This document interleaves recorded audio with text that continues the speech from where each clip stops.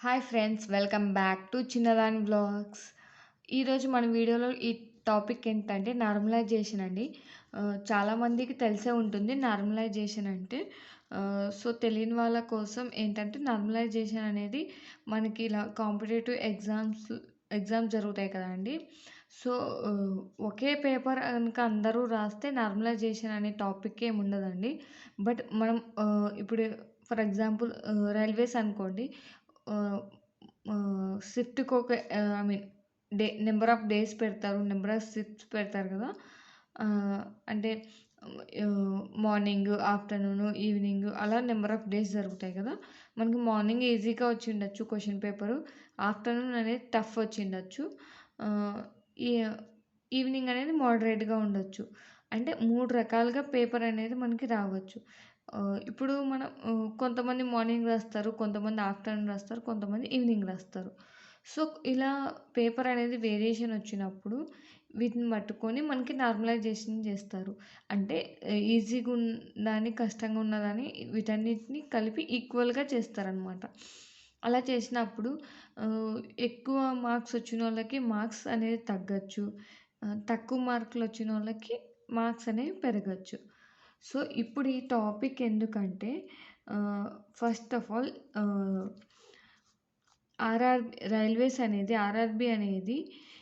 RRB JEE CBT 2కి ఈ normalisation అనే కాన్సెప్ట్ని తీసివేయడం జరిగింది.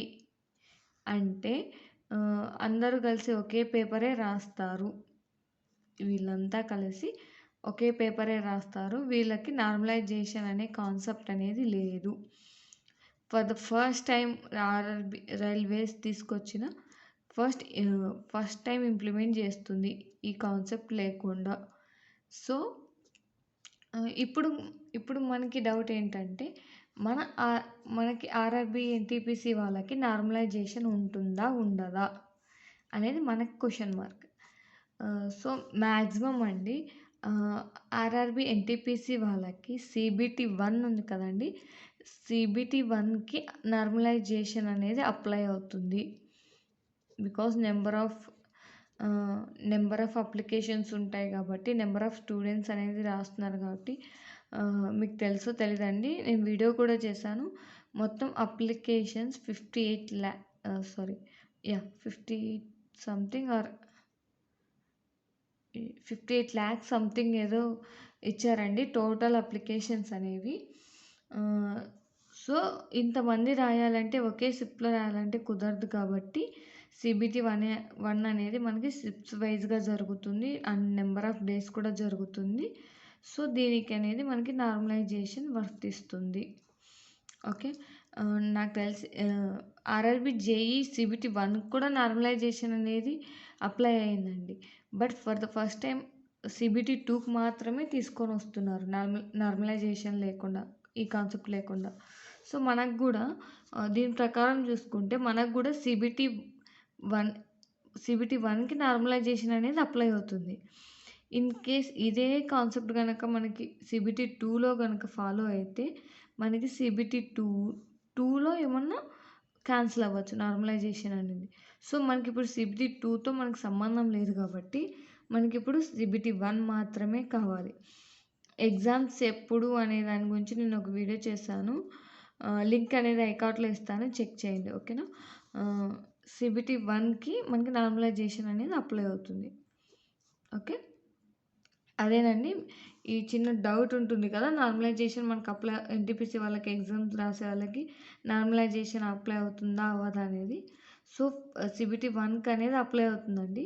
సిబిటి 2కి అనేది మనం వెయిట్ అండ్ సీ, అంటే ఆర్ఆర్బీ వాళ్ళు ఏం చెప్తారో మనకి. ఒకవేళ లేకపోతే ఇక్కడ పెట్టినట్టు సిబిటి 2కి తీసివేస్తారా అనేది మనం వెయిట్ చేసి చూడాల్సిందే.